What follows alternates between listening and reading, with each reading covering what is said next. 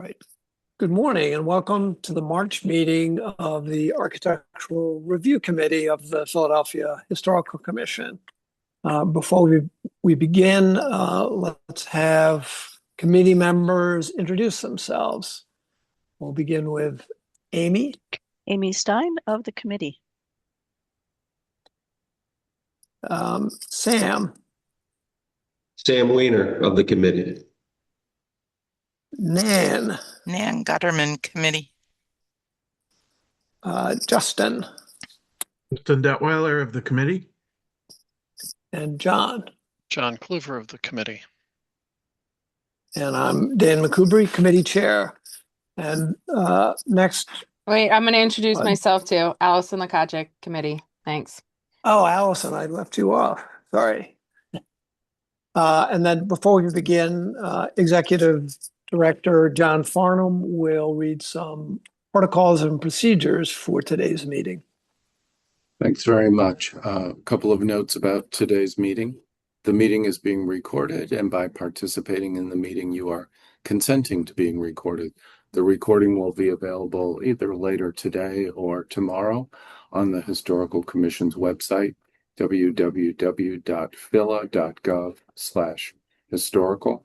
Also on that website, you'll find everything you need to participate in today's meeting. On the public meetings page of the website, you'll find the agenda, application materials, and any public comment submitted by noon yesterday. Every agenda item includes an opportunity for comment. If you'd like to comment, you'll need to raise your hand during the public comment period. Once you've been acknowledged to speak by the chair, you will need to unmute yourself from your end. We will unmute you from our end, but you'll also need to unmute yourself. If you happen to be on a standard telephone, *9 to raise your hand and to lower it, and *6 to mute and unmute. The committee typically makes its decisions by unanimous consent, but if there is apparent disagreement among committee members, a roll call vote can be conducted. Finally, the Historical Commission has adopted guidelines for conduct at its meetings. Those guidelines include things like order of presentation, time limits. If you're unfamiliar with those, please look at them. They are on the Historical Commission's website on the public meetings webpage. And then one final note, the first agenda item, 1319 to 25 Market Street, has been withdrawn. I believe you'll see that application next month because the Architectural Committee conducts its reviews in a timed manner. The first review will not start until 9:25 this morning, so the committee will be taking a break from now until 9:25.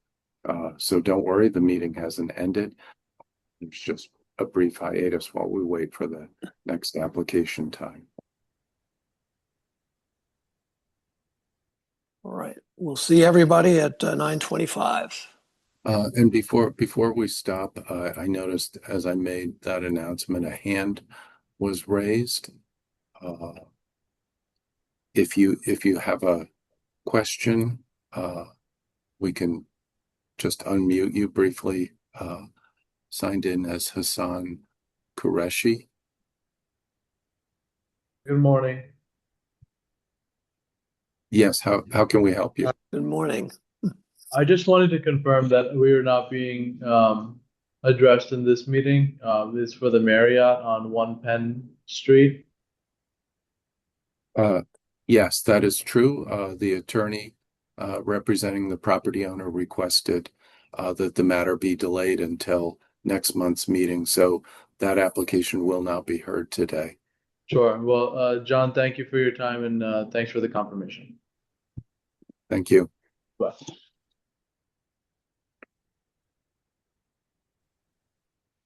See everybody at 9:25. Thank you. Good morning. This is Heather Hendrickson with the staff. For this application, can we please elevate Kenny Grono of Buckminster Green and James Aducci and also Elizabeth Anderson, who are the owners.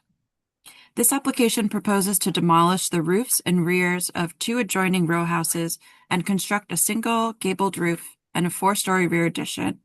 In this project, the buildings at 2027 and 2029 Brandywine Street would be converted into one single-family home with additional space in the new gabled roof. A 3rd-floor rear deck is proposed that would span the 2 properties. The rear of the property is visible from 20th Street, and the roof addition would be highly visible. The fronts of the properties are proposed to remain as existing with selective restoration work. The staff recommendation is denial pursuant to standards 9 and 10. The staff did not oppose the addition of additional space, but did not feel like the gabled roof abided by the standards. And the applicant and both owners are here.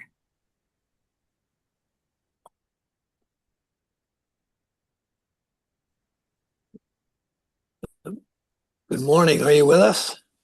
Hi, James is on. Can you hear me? We can hear you. Okay. James is on. Is Kenny on? Hi, I'm here. This is Elizabeth. Good morning. Good morning. Good morning. We're expecting Kenny to be on as well, who's our applicant here, our builder. Kenny, you there? I'm here now. Can you see and hear me? Okay. Yes. Yep. Yes, we can. All right, well, why don't you take us through the project briefly? We are familiar with it, and you could respond to the staff's recommendations.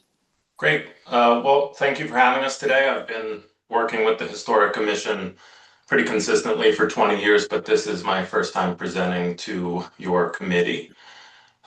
When James and Elizabeth approached our firm about a year ago with the idea of this project, it was they had learned about us because we had done several large projects on the 1900 block of Brandywine. And I told them, this is possible, but because you're in a historic district, there's certain things we're going to need to be sensitive to. I was familiar with other projects at near 4th and Locust and on the 700 block of Pine, where houses had been combined in this way, and I knew that they had kept both front doors and kept the conditions of the front facades. And from my experience working with the commission, I know that things that are visible from the street are what we're generally concerned with. So when we have a 6-inch difference between the 2 floor plates, that makes the windows offset. James and Elizabeth were interested in maybe changing some of that. I said that I don't think that's on the table at all. We need to work with the existing facades as they are.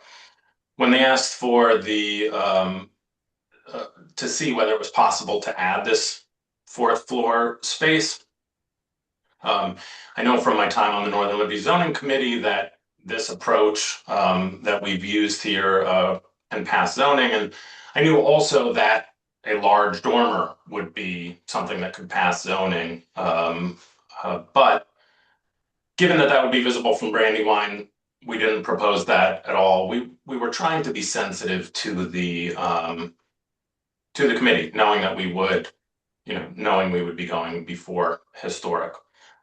It was a bit of a surprise, though, that we're before the committee on the 1900 block of Brandywine. A couple of years ago, we had a 3rd floor addition approved at staff level.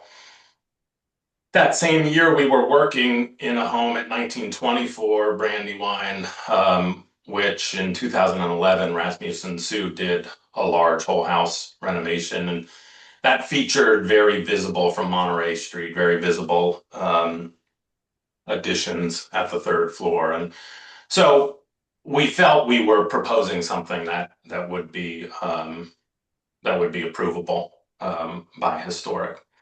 In digging in, after we got the response from Heather Hendrickson, in digging into the standards, we started looking at not just the view shed from Brandywine, but also from 20th and Green, which hadn't really been on my radar since it's quite a distance away, kind of underneath the search box in the photo that is on the screen. That's where the visibility would be.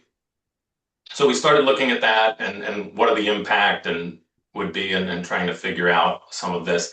For that reason, the rear of this, we had thought about visibility of the fourth floor. The rear of the addition had never even come up as something that I thought would be in your purview. But now that it is, I've been reading Standard 10, Standard 9, and one thing I wanted to bring up that I did not bring up in our application is that both 2027 and 2029 are not currently intact Ls as they were originally built. Looking at historic maps, I can see that all the way back when these were originally built, those rear Ls were a part of all of these homes. At 2027, sometime prior to my client's ownership, the rear was made the full width of the building on the first floor. And so we're not dealing with second floor joists or a side elevation that's intact at this point.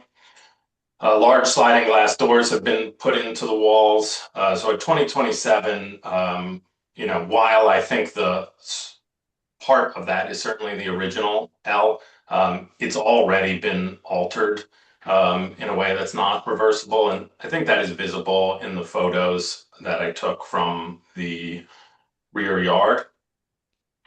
And if you have those, I also have a photo of 2029 that shows a 2-story addition. It's visible. Keep going. There we go. So at the bottom right of this page, the photo you're seeing is 2029 as viewed from 2027. From about the window on the second floor back, that is all a cinder block addition that extended the back of this property, and the interior space is continuous within that. The bottom left photo shows 2027, where the first floor is the full width of the property. I've been through, and I'm about to wrap up here, I've been through this before. I remember walking through with Randy Barron an addition we were putting on the rear of a 1740s house on Monroe Street on the 200 block. And I remember attention to the existing structure and how we were going to move through it. In this case, from a constructability standpoint, to get the combined house that my clients are looking for, it's not really possible to preserve these rear Ls, and given the changes that have been made to them, they've already been altered in a way that's not reversible. So I can stop talking at this point.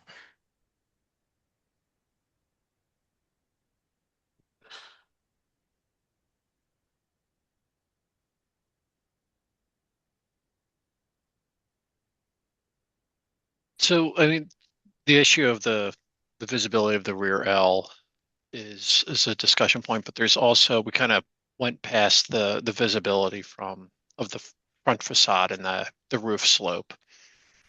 And you provided the head-on view, and then you're showing you have another one that shows the axonometric, but without the neighboring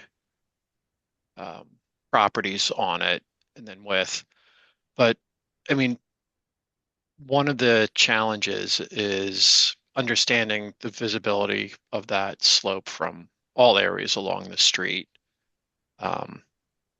Because these kind of feel like selected views as opposed to more comprehensive or extensive views. And it's a block that is remarkably intact in terms of its flat roofness.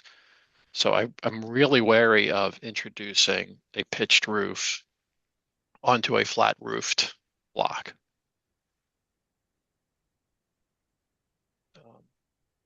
So, can you talk a little bit about how you set up the views on this and how extensive your view angle studies were and things like that?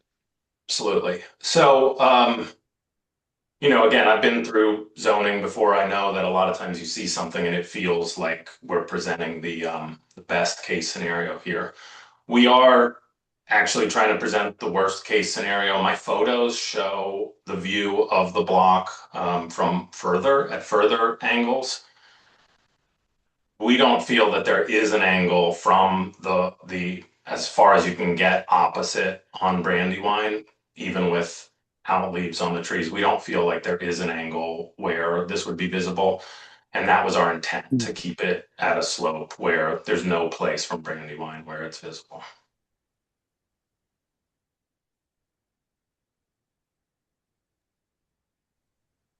I guess from the Dan McCoubrey, that from the rear, obviously, it's a very noticeable change to the kind of the run of flat roofed townhouses. And I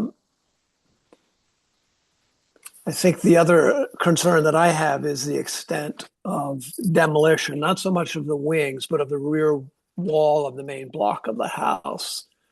So we typically would like to see the main block preserved.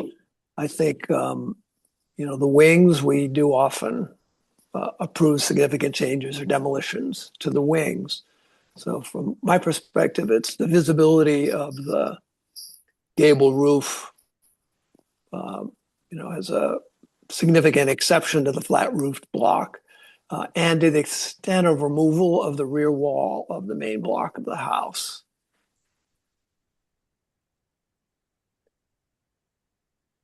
Yeah, I mean, that kind of is for me where I'm landing on this as well. As Dan said, we allow modifications to Ls all the time. You cited in particular that one house at 4th and Locust. That was a pretty dramatic amount of demolition within an existing shell, but they maintained the roof structure, they maintained the rear wall, and they removed much of the interior. All we're maintaining here really are the party walls and the front facade. The floors are going away, the rear wall is going away, the roof structure's going away. It's a very dramatic demolition. And for me, that's too far. But again, I'm one of 7 on the committee, but I think my comfort level with that level of demolition is not there. Am I allowed to ask questions? This is James. Sure. Yes, please go ahead. Is when you say the extent of the demolition, is that a safety thing that is the extent of demolition, or is it some other perspective that that comment comes from? I mean, we're tasked with judging these things based on the Secretary of the Interior's standards for historic preservation, which is our national standard. And, the amount of existing fabric that is being demolished here, it's not as much a safety thing, although that has to be done. You're getting rid of almost every part of these 2 buildings, except for the front facade and the wall between them. And to me, that doesn't meet those standards. It's too far. A building is not a facade. A building has many more components. And when it's as intact as this, in a row as intact as this, I'm personally not comfortable with that roof overbuild. I think it totally changes the massing of the streetscape. But in general, we try very hard to maintain. We have no purview over the interior, but we can preserve the facade and the rear facade and the roof structure. Those are things that we always seem to uphold. And we give a lot of leeway to Ls in the back and to removal of those and overbuilds of those, etc. Visibility always plays into that as well. But for the main block of the house in particular, I'm bothered by that level of demolition. And I just also would like to add that I'm sort of, with this application, left guessing. The drawings were not clear I think I eventually came to the conclusion that it was a facadectomy as well, meaning that all the structure would really need to be removed in order to accomplish the profiles that you're suggesting. But there's a new section for the building, and there's nothing in my packet that indicates what the existing section is like. I didn't really know it was a flat roofed community or block of houses. I guess everyone had to Google that on their own. So the packet itself isn't complete. It left us all guessing, like, what is really happening here? How is the roof being altered? How is the structure being altered? We're left really guessing. And I think in a next go around, those details are actually pretty critical to understanding the project and what it is that you're proposing. So like my colleagues on the committee, I'm very uncomfortable with the extent of changes. I view this as a facadectomy. You're keeping the front facade and everything behind it is changing. I do think, it's very possible that this roof line would be visible because you get long views of the street. Again, there's no drawings that sort of prove that or disprove that point. And I'm less concerned with, the changes in the rear as everyone else is. So I sort of wonder, if you absolutely need a fourth floor, can that be done, over the rear Ls as opposed to being on the main block? Yeah, I think what we usually try to maintain is that rear wall as well. Not as much for its visibility, but for its integrity into the main most significant portion of this building.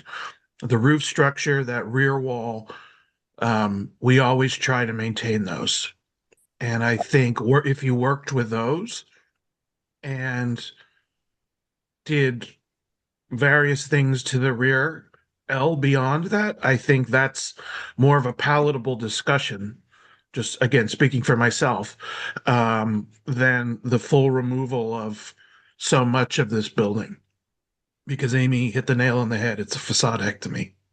Yeah, my question about that though is that both of these rear walls of both houses aren't original, right? So somebody already modified them with cinder block. None of them is the original brick. They're just constructions or renovations that someone did in years past. So there's nothing that is preservable there.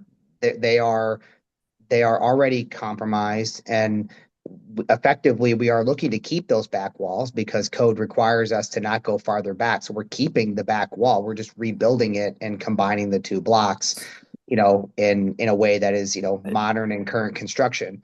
We've got extensive water damage and leaking happening in the 2027 side of it.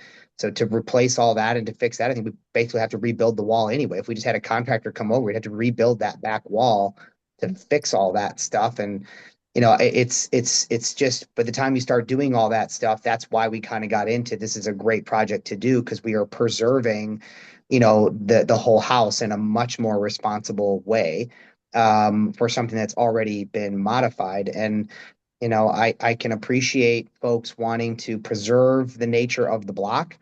But, we have a perspective here. One, our neighbors are completely thrilled and excited about this project, right? I mean, we're doing something and investing a lot of money into this block. We've been here for 20 years. And we are going to be here for another 20 years. This is our home, and this is what we can do to preserve our neighborhood by being here, staying here, and investing money into it. And I think we look at several other projects in immediate blocks around us where there are plenty of projects that stick out from their neighbors left and right, and they're newer constructions, and maybe they're better off because they tore them all down and started over. But plenty of people are doing things that are well within what we are keeping here, and we're doing it in a responsible way and beautifying the neighborhood with a lot of love and care, and trying to stay within the rules. And that's what we're trying to preserve here. And it's a way that a family of four can stay in Center City, Philadelphia, and not move out to the suburbs, which is, I think an admirable goal on our part as well. Just as a point of clarification, when you're saying the rear wall is already CMU or cinder block, I'm not sure which, you mean the farmost rear wall, right? That's the rear wall of the back L. And the backs of both of the upper blocks, or however you want to call it. I mean, all those have all been renovated over the years. There's no brick in this house except for the front wall and the two party walls. All the back is all renovated, rebuilt. I don't know what but they're not brick. The on the left, bottom left, that addition you're seeing, that wall has already been removed on the inside. So James, the wall they're talking about is not the very back wall, but sort of the back wall that faces the alley where it still exists. But that has been altered substantially. I also want to address this idea that it's a facadectomy. We very intentionally kept in our design along the front of the house, first of all, large sections of the party wall, just to make sure from a constructability standpoint that we weren't going to lose this facade, because to go and say you're going to keep the facade but then construct it in a way that compromises it is counter to our goals. So we kept large amounts of the party wall all the way back to where the L begins. And we also programmed the space so that these are different rooms on the upper floors. So in terms of visibility from the street, the windows stay the same. You look in and these rooms are the vestibule on one side, the office on the other, the kids' bedrooms, the master bathroom on the third floor. So I don't see this as a facadectomy. I have to agree with Kenny on that point. Only because it's not atypical when you renovate one of these older row homes to replace all the floor joists and ledger in the new floors. I think they did a decent job on obviously maintaining the front facades. There are parts of the party wall. Maybe we could incorporate some parts of the existing back wall of the main part of the house. If the back of the home isn't such an issue, I think the only real objection I'm hearing is how that kind of upper floor is detailed, and if that would be acceptable in any configuration. If this pitched roof is a little extreme. So I think we don't have jurisdiction about what's proposed on the inside except for what might be original fabric. And if the applicant is saying that the rear wall of the main block has already been compromised, then that point should have been included in the application so that we knew what was going on. But certainly the change to the roof line is a drastic modification. And I think that's where myself and many of my fellow committee members take exception to that proposal. I don't think what's being proposed to what was the rear L and what is being modified is, in my mind, objectionable. It's really the entire roof line is, in my mind, objectionable and not within the Secretary of Interior standards. yeah, I think that's the point I was trying to bring up, that it sounds to me like the issue here is that roof line and how that's detailed. So, I don't think I'm hearing that everything else is being rejected. And James, I guess as somebody that has a young family and lives about a block from here, I do sympathize. I appreciate that, Sam. There are plenty of buildings in our neighborhood, collective neighborhood, that have fourth floors and have gabled roofs. Excuse me, but they could be new buildings, not modifications to historic buildings. Yeah, we would have. We don't have that jurisdiction about a new building. Yeah, and I appreciate that, Nan, and thank you for the clarification. My only point there is that, we're trying to do the right thing by preserving a building in the I, best way we can while also, right. progressing, to modern living, right? And modern And, family living where you just need more space in these houses. and Um, I don't think anyone takes exception to that. I think the issue is that if you're proposing to put an addition on this building, that it be done on what was the rear L and not visible from the street. So no one's saying that you can't Mhm. do modifications to the rear of this building. It's just the proposed changes to the front, the main block Yeah, I is what appreciate that. is objectionable in my Yeah, mind. yeah, thank you for the clarification. And I think I'm a glass half full person here. So, if it seems to me that, we've tried to take an approach where we're showing that you cannot see this roof from the Brandywine side. I suppose architecturally there are ways to continue to push that or modify it further that, we can help ensure that you can't see it from the front of the street, right? And code tells us we already got to be a certain amount of feet off the front of the face of the building anyway. Trust me, when we started this, I asked Kenny, can we build beautiful dormers that match some of the things in some of the neighborhood? I would love to have done that, right? But that seems like that's not possible, which seems kind of I ironic if think we that's want a to. non-starter. Well, Yeah, of course it is. It just seems a little ironic to me if we wanted to actually do something that was beautiful and historic. We can't do it. So the compromise to have this slanted roof as far back from the street as possible seemed like a great solution. And there are ways to do it that, if someone can demonstrate that you can actually see this roof, as you guys are proposing, then we can try to do things to minimize that further. If that is the greatest concern, it's just the geometry of visibility here, I think is I think on our side in terms of what you can actually see with this slope roof. Well, and speaking as, again, I'm one member of this committee. I don't share the view that the only thing about this roof is its visibility. I think that the structure of this existing roof and part of the structure of that rear of the building is part of this building's integrity, not just the front facade. And so I will disagree with some of my colleagues on Mhm. the committee that, it's not just about its visibility. It's an And envelope. yeah, and Justin, are you saying from a historical integrity or from a structural safety integrity? We're Both. dealing with historic, not to put Yes. words in Okay. Justin's mouth. Yes. I mean, Okay. it's ultimately, we're here to preserve historic fabric. And, we've gone to great lengths over the years and in recent years and in recent Mhm. months with, I've worked on projects where I've had to maintain roof rafters and adapt dormers to work with existing roof framing. And I'm happy to do that because that does meet the standard. And that has always been how we've, as a commission, have done that. And I think blowing up an entire roof, that it's gone, that all of that framing is gone, the rear wall, if it's partially or whatever missing, rebuilding it where it is. We don't have purview of your, interior renovations, but we do have purview of the shell.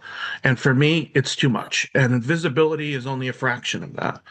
Others may disagree, but that's my own point of view.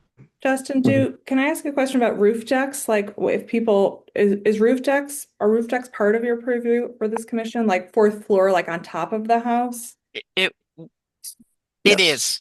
Yes, they are. So do they have the same, like for our neighbors we have a couple neighbors on that block who have fourth floor roof decks on top of like the middle part of the house. Not, you can't see from the front and it's not over the back deck. It's like the middle sort of dining room chunk of the house. How does that work? They could have been added before the area became a historic district. Well, and there's also roof guidelines And there was also that are roof separate. guidelines. Yeah. Where, if you put a roof deck, it sits on top of the structure. It sits usually on the further part, the rear part of the roof more than on the front of the house. There are guidelines that the city has for those things. Would it be your impression that if we're seeing things on whether it's the backs of houses, all the houses that line up behind us, like across on Green Street or like on our actual, on Brandywine Street, if we're seeing things and little lean-to add-ons for bathrooms and things like that and extensions, would it be your impression that either those things were done? I mean, even our own house that was extended before we moved in, that those were either done prior to a certain date or outside of asking for permission? It It's could very be either and likely, both. yes, but it's most likely that it was done before designation. I don't know when this designation was done, but we are here to judge this building. Yeah, no, I know. And I think I'm just wondering because I think that we were seeing precedent and, all up and down our blocks. We're not just comparing it to other blocks in the neighborhood. We're comparing it to what's been done on our block. And well, so it's a matter of some of our what's been questions come from that. approved. I mean, if you wanted to cite some of those things in a revised application, I mean, Well, I don't want to get them in say trouble. no, but I mean, if you're saying the commission approved X, Y, and Z on these neighboring houses, that's Oh, yeah, I wouldn't be in interesting. a position to know that they did. It strikes me as maybe they were just done outside of asking for permission based on I what you're mean, saying now. I'm They weren't reacting. approved. I looked up, I was on Atlas for every house on the property. Those Okay. roof decks are definitely within the time period of this designation, but they are unpermitted roof decks. That would be a But I question th- of the and I- historical commission to deal with. And then, you mentioned the precedent of what you were seeing, and that's one of the other things we need to be wary of is that if we approve this roof change here, then does it start to Yeah. grow and metastasize as you go down the block, and then all of a sudden the nature of the block is starting to change. I just wanted to comment on a different thing other than the roof. The comment was made that if the rear wall, what we're calling the rear wall, even though it's kind of the middle wall, if that's been compromised, rebuilding it, while there might be a way to lay this out, that was possible. If we were building this full width structure, that then falls within the inside of the house. It's no longer the rear wall of the house. And I mentioned that project from 1740, and there it was very clear that we could still see most of the brick of the house, and then we had this L coming back, and we preserved an entrance there. I think there was a lot of logic to that. I think a house that's been chopped up to this extent to try to be restoring it at this point, only to cover it up with drywall, feels unproductive. Well, we have to think of reversibility as one thing that we take into consideration. And, the rear walls often are altered, but they are still fundamentally the rear wall of the house with a good amount of original fabric. And it's we cannot tell from what we've seen or been presented to us that, that there is not original fabric in that wall. And granted, we understand that if it becomes an interior wall, that there are modifications that you would need to make your plan work.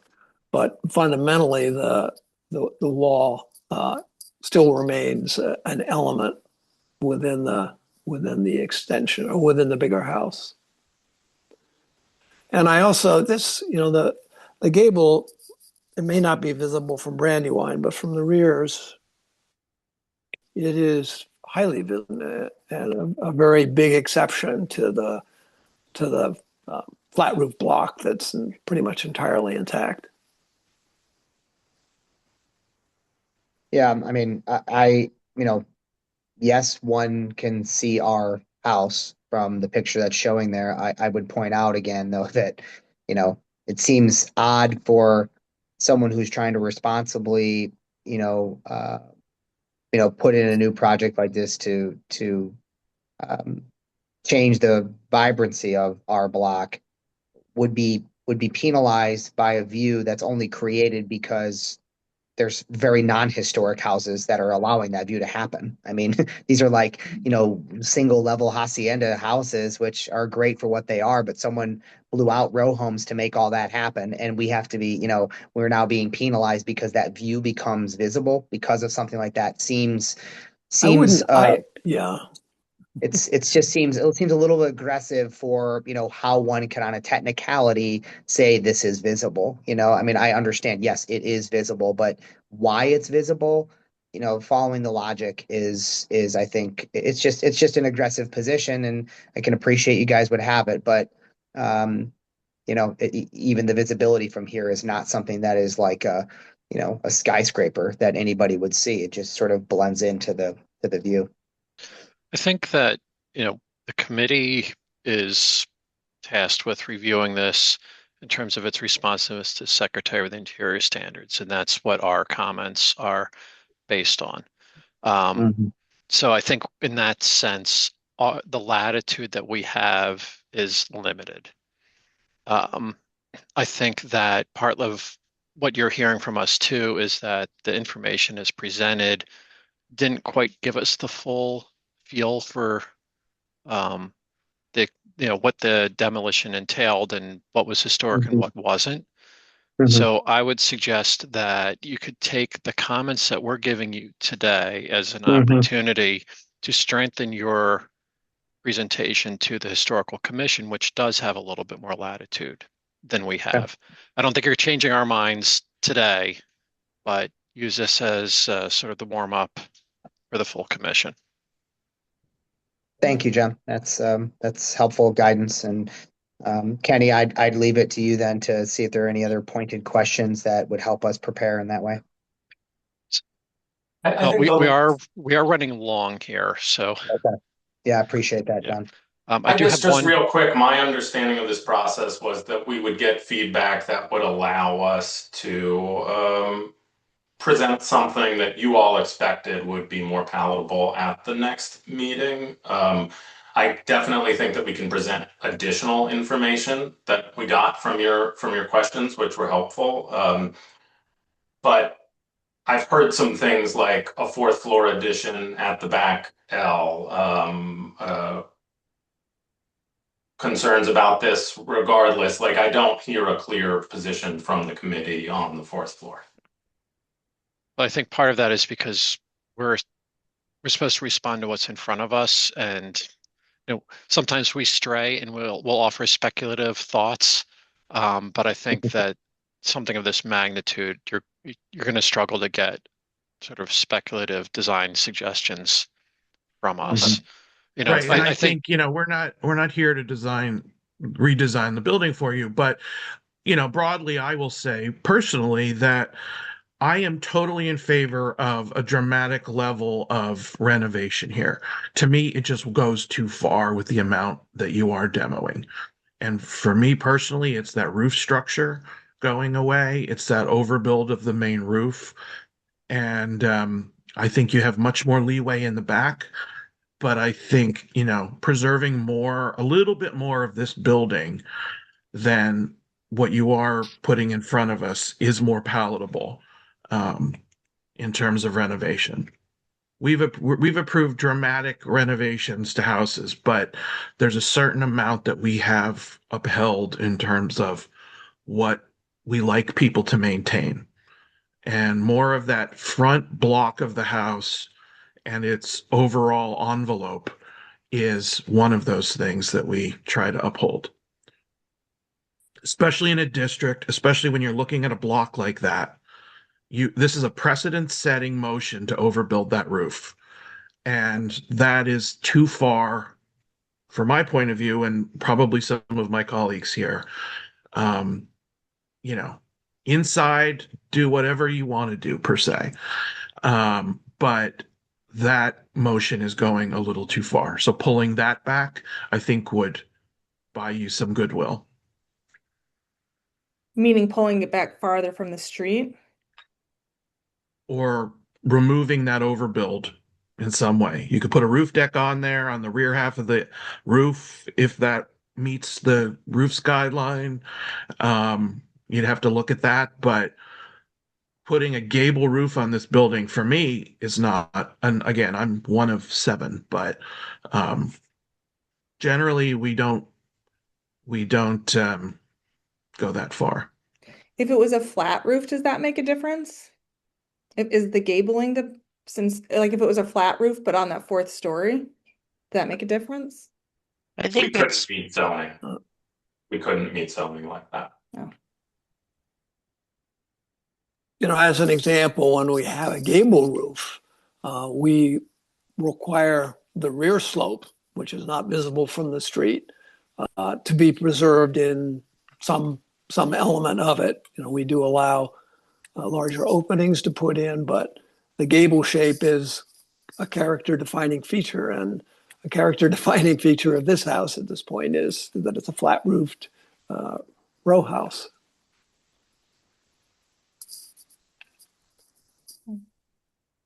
Anyway, Okay, I think, you know, we don't want to keep you past time. I think we have good information for revising our proposal.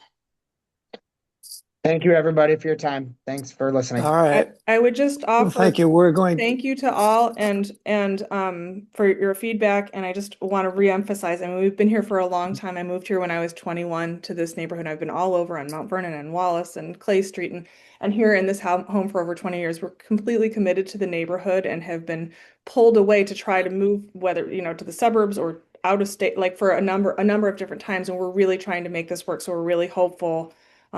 We've been a part of this committee for a long time and we want to continue in that vein. So we're hopeful to try to make this work. Thank you for your time. We certainly appreciate your commitment to the community, and we appreciate and understand that. Okay. So Thanks, you everybody. should stay with us because we'll take public comment if there is any. Is there any public comment? No hands are raised. All right. Then Then let's have a motion. there is. Oh, I'm sorry, a hand was raised after I spoke. Stephen Peitzman. Thank you. My viewpoint here concerns also the gable roof, and maybe as a non-professional, some input could be of value. I can't say it as elegantly or precisely as Mr. Detweiler, but to me, a simple building is four walls and a cover, and it has the word integrity certainly, I think, applies. It has kind of its own integrity, whether somebody's watching it or not. And putting a gable roof on a row of flat roof houses, not that flat roofs are necessarily very beautiful, but it really violates some sort of, and I don't mean it in a spiritual way, but some sort of integrity of the building. And this is probably inappropriate, and I understand the commitment to the neighborhood of the owners, but indeed, space requirements or needs seem to have been increasing among families, and they have a right to decide that. I'm someone who grew up in a two-story row house, a family of four, reasonably content with that background. Thank you. well, thank you for your comment. Are there any other comments? No other hands are raised. All right, then let's have a motion.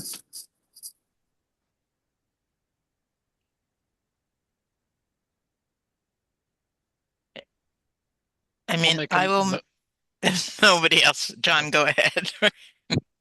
I'll make a motion of denial as presented pursuant to standards 9 and 10.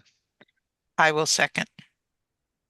Then, unless I hear otherwise, we have unanimous consent. Aye. Aye. Aye. All right, well, thank you. The next item on the agenda is 406 Kamak Street. Good morning. This is Kim Chantry with the staff. Tony, if we could please elevate Mackenzie Lee and Tim Lee as the applicants.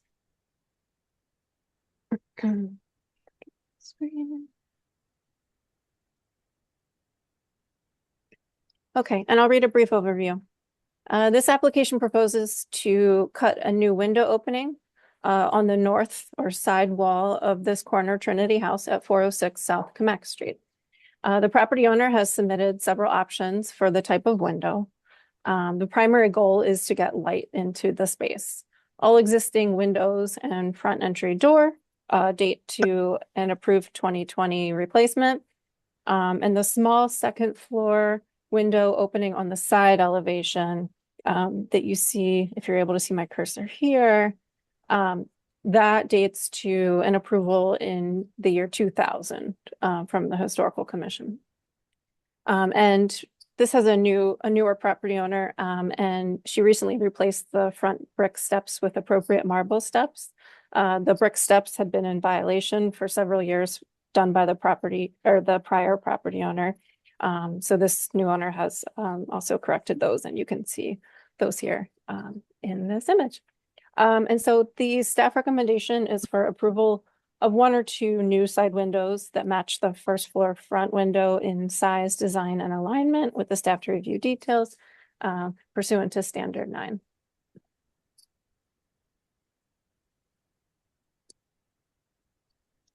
Mackenzie, are you here? Yes. Hi, everyone. My name is Mackenzie. Yeah, like Kim pretty much summarized everything that I'm trying to do with the property. So I guess just let me know if you have any questions. And then I have my father, Tim, on as well. He's the one who helped me with all of the designs, since he's much more knowledgeable in that space than I am. I appreciate you coming before us. I have a general question, which is which is your favorite solution? Which is your preferred? I probably would prefer to have the 2 windows, just so that it looks more uniform from the inside. But obviously up to discussion based on what you prefer and what you would see require. That's my favorite. So I would get my vote too. Okay, great. This is Tim. No, that's easy, right? I'm one of 7, so you can't just go based on me, but that was my favorite. Well, so let me just talk just for brief. The reason for this is to allow more light into the living area. We would stick with this Historical Society's recommendation for window. One was put into the front by a previous owner. We would follow that standard completely. So, we're not trying to do anything out of norm. We're trying to basically stay within the guidelines of the Historical Society. We're just trying to get a little more light in that room so it doesn't look like a cave when you walk in. That's it. I have a question. I'm an advocate of 1 or 2 windows as well. But one of the things is the means and methods and how you proportion the windows along that wall. It's quite a small main block, as we call it, which is that first room. And these houses with the original shutters that were there, often it's a matter of how those windows are spaced to allow shutters. And if they're too close together and you can't put shutters in there, it looks awkward proportionally. The drawings that we received in many regards don't look accurate. There's like a 3D view of the windows that was provided, but some of the windows aren't even on there. So I'm wondering if it's achievable actually to fit 2 windows. I'm okay with 1 or 2, as long as there's enough space between the windows for the shutters to occur. So I'm just sort of wondering if someone could take those measurements prior to the full Historical Commission meeting and make a better drawing that would show that there's an ability to make the proportion correct so that it doesn't look awkward in this neighborhood. And along those lines, I think it would be important to understand how the proposed windows relate size-wise to the front of the building. Well, are you saying, Amy, and I'm leading the witness here, would you replicate the front window on the side? Yes, that's what the staff had recommended. Completely agree with that. So the dimension of that window probably needs to be on the drawings. It's not on the drawings yet. It's in the email. Seeing it on that facade, I think, is important to scale. I think that it is a little hard to understand how much of that facade will be taken up by 2 matching windows, 2 windows that match the front window. I assume we'd want shutters on them. I personally like that idea.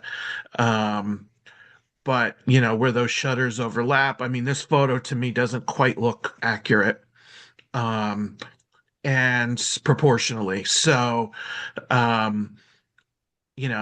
there room for two windows with their shutters open, or do the shutters overlap each other? We don't want that to happen. I mean, I might make an unpopular comment, which is that I actually like the idea of one window.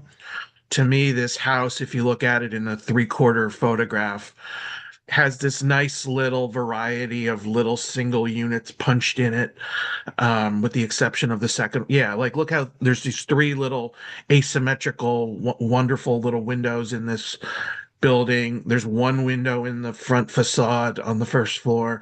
I think one window on that side with two nice shutters and a window box below it would be lovely. And in keeping with the Trinity nature of this house. And so, that's my personal view, but I could see an argument for more. But I personally like the idea of one window with shutters that matches the front facade. Would you typically put shutters on the side of a house? If Or is it it because was, it's street facing? This is more just yes, because I'm looking at yes. the others and they don't have it, and I'm just trying to think to houses, and I'm like, I guess you don't usually dress up the side. Well, with a window like the front, you would. Yeah. I would think so, especially on a corner like this. Okay. And Yeah, on- I mean, I'm trying to visualize this, so I think to everyone else's point, having it graphically rather than existing in my mind would help. Because yes, if we're putting shutters, you probably can't put two on there without it looking overwhelmed on that facade. On page 17, there is the adjoining house, which is right behind this Oh, one. perfect. On Isomenger, and that has a single window, so you can easily envision what Justin is describing. Yeah, that's the photo of all of them that really works for me. Yeah. And that mass of that And, house is even further longer than our house is here. So I think that window would even look more in proportion on your house. How would the head and sill be detailed in terms of, brick, stone, mat? Might be a question for you, Justin. I think it would match the front as best it could. Yeah. You have your precedent there. You might as well just match it. Right. Shouldn't that be called out somewhere on the application? Yes, it should. Sorry, can you repeat I what you said? also, I missed I- the beginning of that. Just what We're I should saying- add to the application.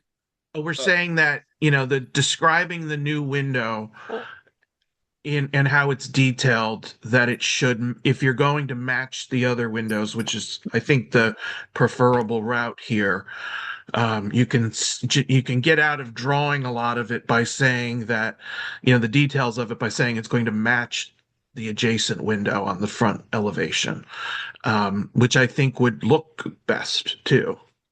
But I Ju- believe that there uh, needs to be a detail for this window. I don't think it should get approved without understanding how this detail, how the window is going to be inserted into this wall. That's valid. That's correct. No, and I agree with you. We wanted to do this first to see if it was feasible to try that, right, before we go and take that expense.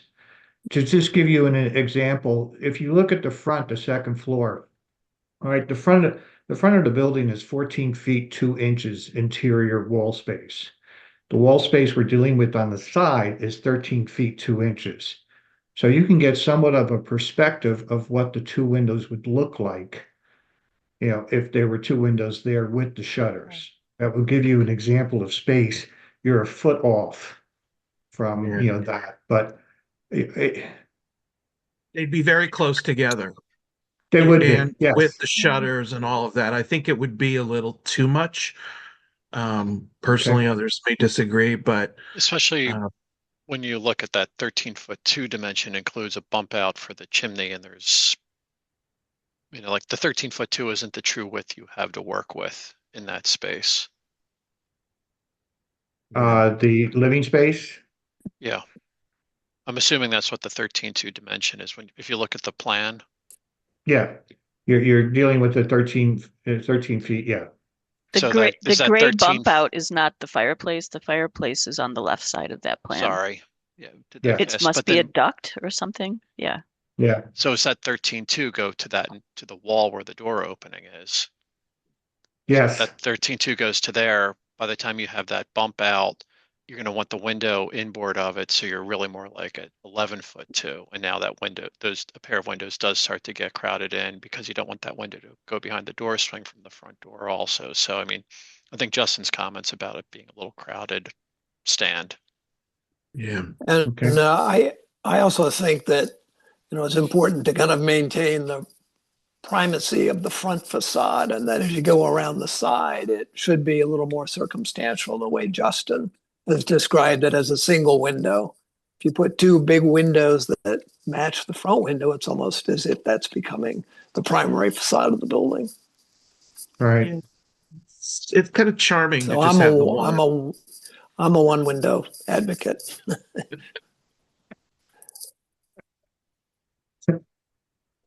Let me ask my daughter, Kenzie.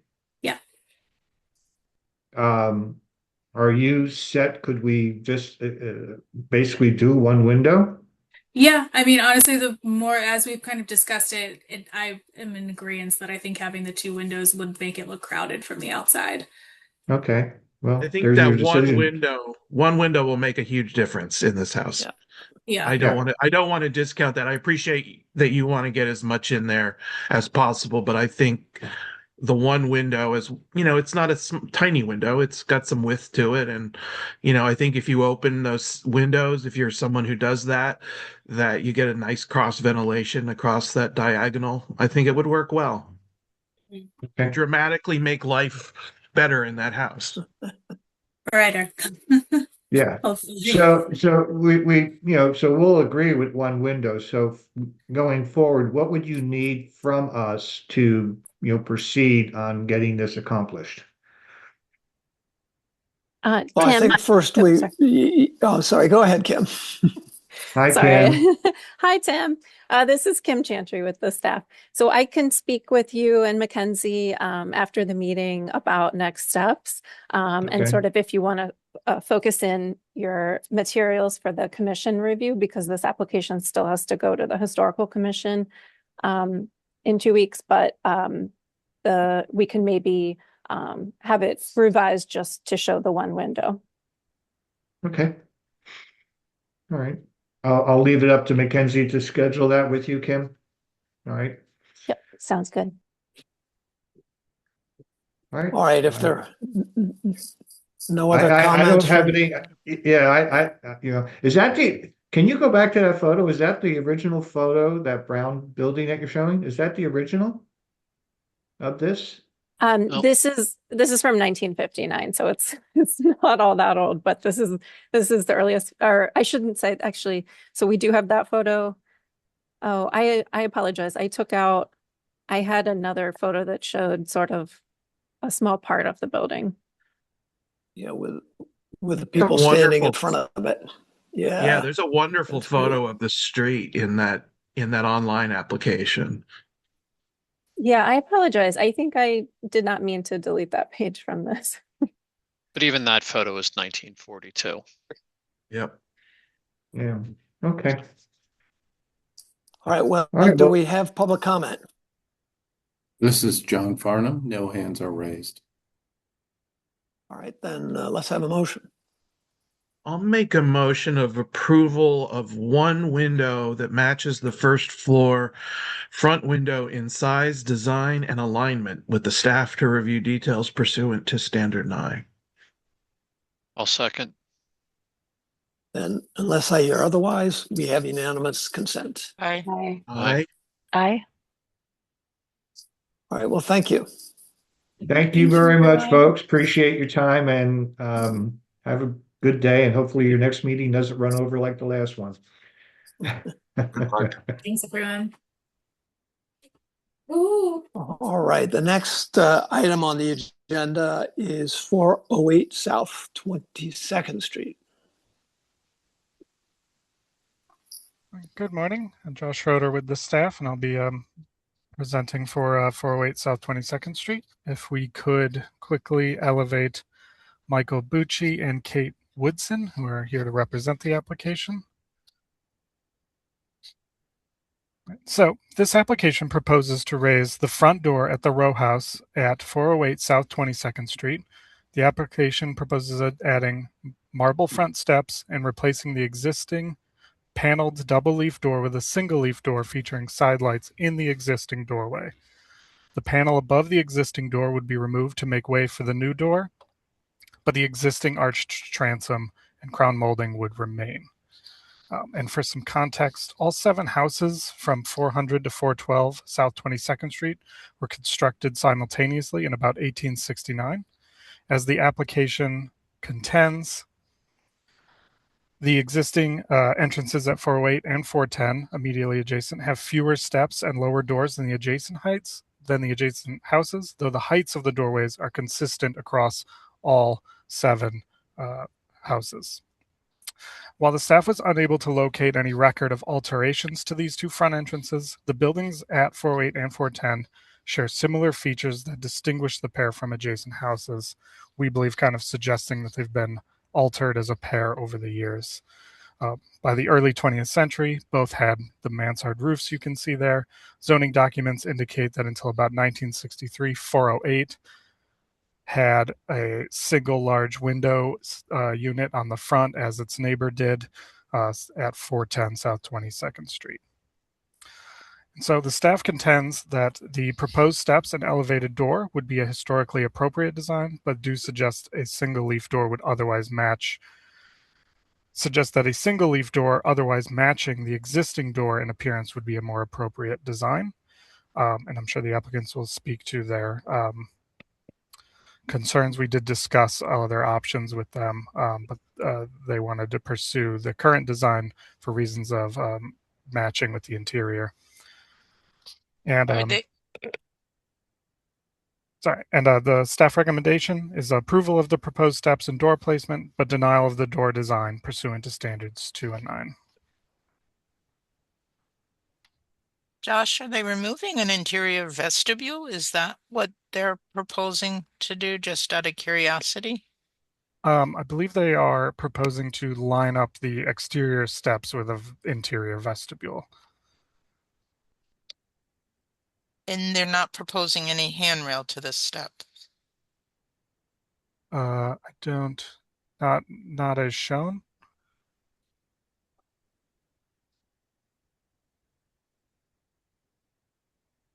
It's also odd to have, I'm sorry, are the applicants here? Yes, good Like morning. This is okay. I'm the property owner. I believe Mike and Angela. Okay, well, welcome. Should be on as well. Is Mike I do the architect? Great. I do find it a little odd to have the door, the larger exterior door, and then still have the 2 smaller interior doors, because the larger door really does fill that vestibule. It's going to actually be a little tough to negotiate in there, I would think. I mean, the 2 doors exist, were built that way for a reason. So I think that the single door with these tiny side lights not only looks out of place on the block, but I think it's going to be in some ways a little less maneuverable. I mean, I know a 2-foot wide door leaf can be a little constraining at times, but I feel that it's going to, a wider door swinging into that vestibule is going to be possibly even more awkward. Yeah, I mean, we have had these questions over the years about the double doors and combining them into single doors, and they are a little challenging to navigate. They're a little too thin sometimes for most people. Sometimes we have accepted basically one large door that looks like 2 doors. Mm-hmm. We've done that often, and that maintains the look of the street and your neighborhood without introducing something that's clearly trying to fit in but not really succeeding. So yet I don't know what that would do to your vestibule. It would probably fill it even more and be against what John was just saying. So I'm not a huge fan of the single door with the little side lights like this. I don't think the side lights look right. But I don't know if it's possible to do one large leaf out of the two, but otherwise, I think the two doors is definitely a preferred look. I'm in favor of raising the steps, and I appreciate that you're working with the transom and the frame and all of those things that are there. And I would say to match the detailing of your neighbor's stairs and stoops. But for me personally, I'm not really sold on the single door with the side lights. Yes, if I may, we kind of went back and forth with a couple different options. This door is a 36-inch door with the side lights. And then we looked at, but we did not submit a single door that would be of the same size or very close to the same size as the original doors, which would be like a 44-inch door that would require like a couple trim pieces on each side instead of side lights. And that 44-inch with the in-swing is not too objectionable in the vestibule. There's still some room to navigate. If you were to take the existing doors and combine them, they're over 4 feet. So the in-swing of those two doors would probably hit the interior vestibule doors. That wouldn't work out very well at all. So we kind of look at how we can get somewhere in between, not having these side lights, but still maintaining as close as possible the appearance of the other, the neighboring entryways. So why go with the single door on the exterior and retain the two doors on the inner vestibule? From my perspective, it's largely security based. We've had multiple attempted break-ins with these double doors, and they're just not as secure as a single door, in my opinion. That combined with the fact that the interior doors are typically left open, they're much easier to navigate compared to the exterior two-door.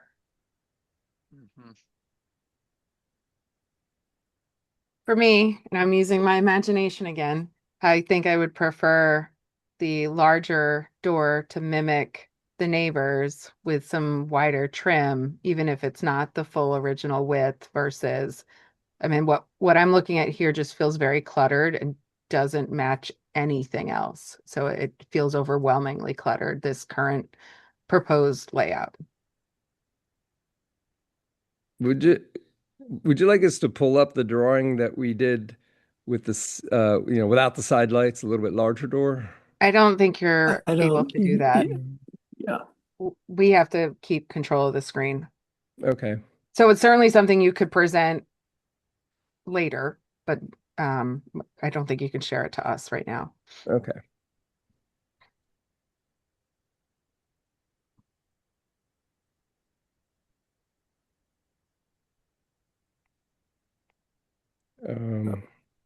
Do we have other comments from committee members?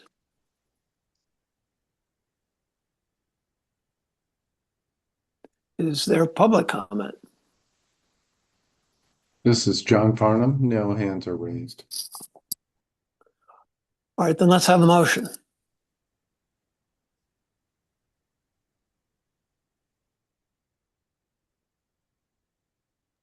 All right, I'll make a motion for approval of the proposed steps and door placement, but denial of the door design. You heard a couple of the options that we were more open to pursuant to standards 2 and 9. I would also like to add that I think it would be appropriate for a design to include a handrail of some sort, because that handrail is I think, going to be appropriate for that stair and is going to be required for historical commission. A design of that handrail will need to be approved as well. Yeah. I'll second that. Right then, unless I hear otherwise, we have unanimous consent. Aye. Aye. Aye. All right, well, thank you. Thank you.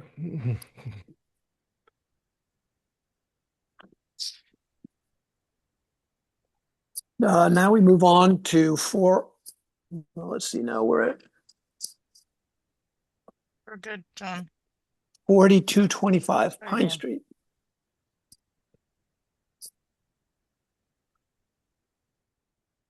Good morning, everyone. Good morning. Hi, ducks in a row. Okay. There are several representatives of this application on the call, I think. Ryan Crochetto, Andy Marsden, and possibly Paul Small. Those individuals can raise their hands, use the raise the hand feature, and then please elevate them. And I will read an overview. This application proposes legalizing the removal of slate roofing and its replacement with GAF Timberline Ultra High Definition asphalt fiberglass shingles in a charcoal color on the mansard at 4225 Pine Street. This property is part of a larger development row on the 4200 block of Pine Street, all of which historically featured slate mansard roofs. The properties on the block were listed on the Register of Historic Places in July 2024. As part of the Southeast Spruce Hill Historic District, meaning that any slate mansard replacement prior to written notice sent to property owners was not reviewed by the Historical Commission. In October and December 2025, and again in January 2026, a community member contacted the Department of Licenses and Inspections to inform it of the recent replacement of the slate with asphalt fiberglass shingles at this property. The Department of Licenses and Inspections issued a violation for the roofing work without a building permit in January, prompting this request for legalization from the property owner. According to the National Park Service's Preservation Brief 29, slate roofs have a lifespan of 60 to 125 years. Section 6.10C4 of the Commission's rules and regulations states that the staff shall review and may approve without referral to the Architectural Committee and the Commission permit applications proposing the replacement of slate roofing materials with the exception of mansards, turrets, and other character-defining features, provided the severity of deterioration requires replacement and the substitute materials closely approximate the color and shape of the historic slate roofing materials. The Commission staff acknowledges that the slate on this mansard reached the end of its lifespan, but it would have been unable to administratively approve a black asphalt fiberglass shingle in this shape as a replacement had this application been submitted as a building permit application for review in advance of the work commencing. The staff recommendation is denial pursuant to Standard 6.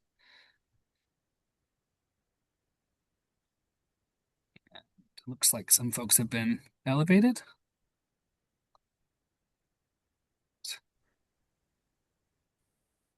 So we should present our case now, I guess, or Not sure how this works. Sorry. Well, you could just explain your decisions and how you came to putting the particular asphalt shingle roofing on that you did. Well, unfortunately, our contractor was less than helpful, and he said we didn't need a building permit, and he put the shingles on, and we picked black. Well, it's actually charcoal is the official color, but picked them because they last long and they kind of blended in because there are other on the block. Excuse me. There are other dimensional shingles.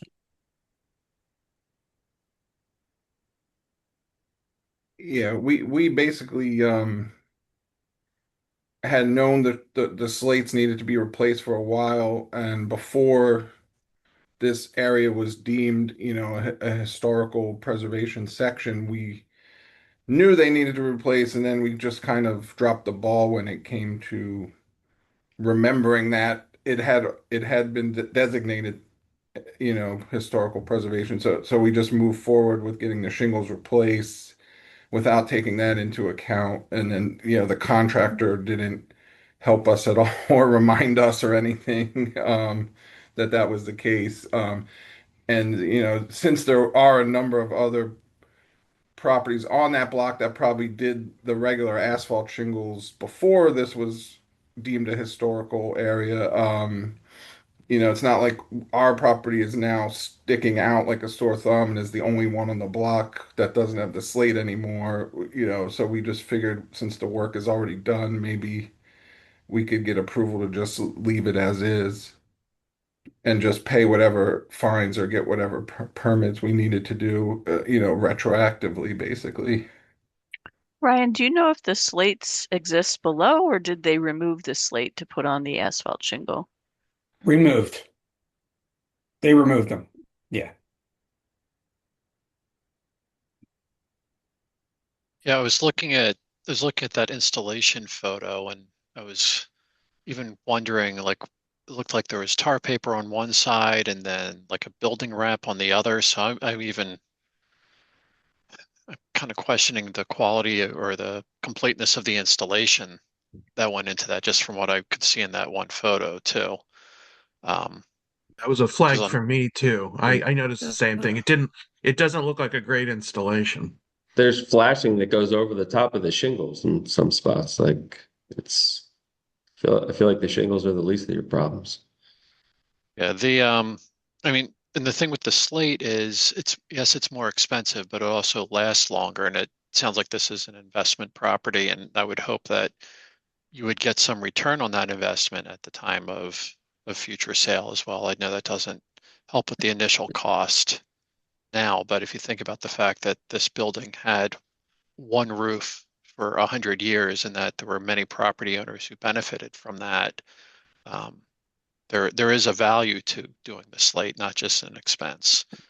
But yeah, I mean, the guidelines are pretty clear, and it is a pretty substantive change. And I can appreciate what you're saying about other properties having the asphalt, but they were done before it was designated, I'm assuming.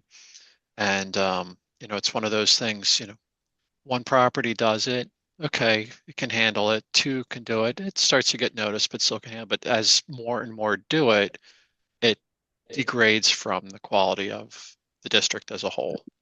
So I think from those perspectives, I don't see how we could legalize this installation. Okay. How about a I slate would, line shingle from, a GAF slate line that has the slate look?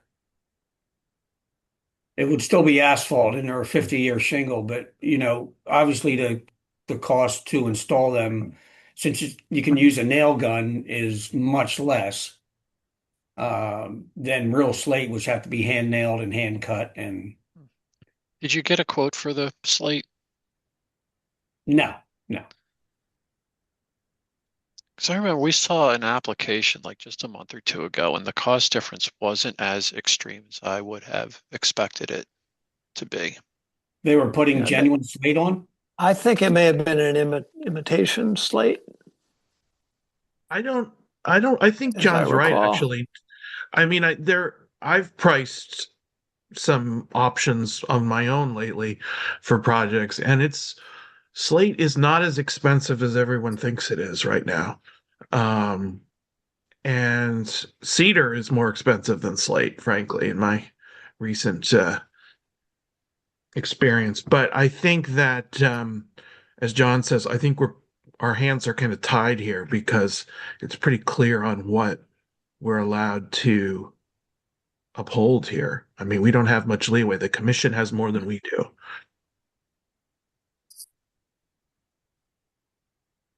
Yeah, I would also point out here that that the hip ridge has been mangled pretty badly as well.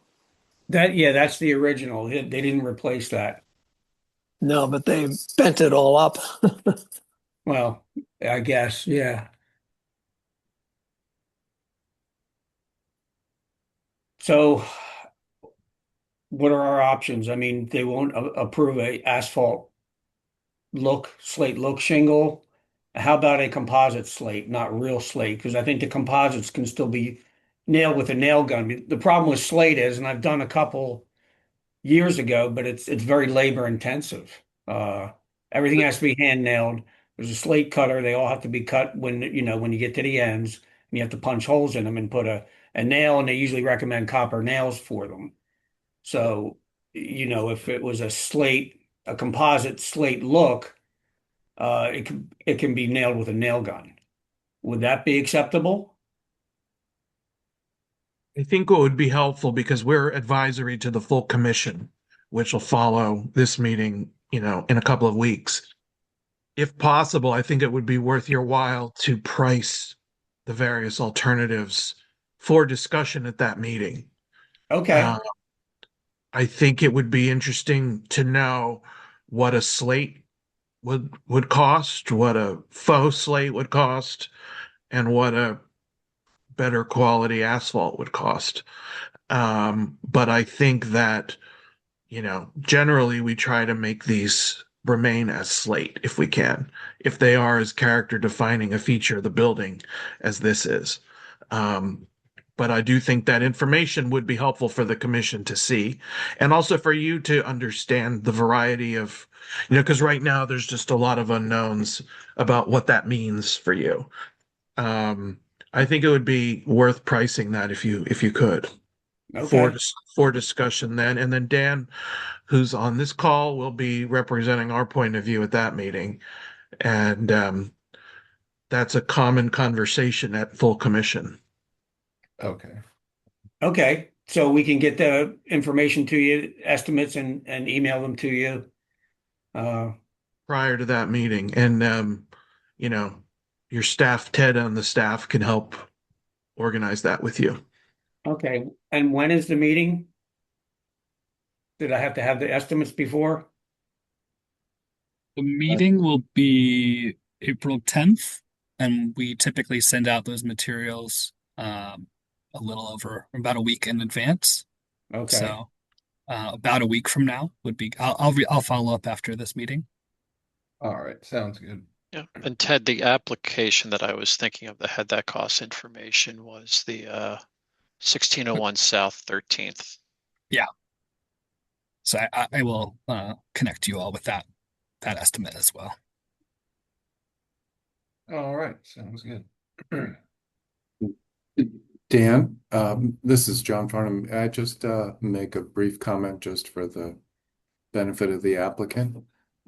Just to note that this committee, the architectural committee that you're appearing before today, is advisory to the full commission. It makes a recommendation to the commission, but that recommendation is non-binding. And the committee is obligated to apply the Secretary of the Interior standards strictly. So they're providing the Historical Commission with a recommendation on what strict adherence to the preservation standards would require.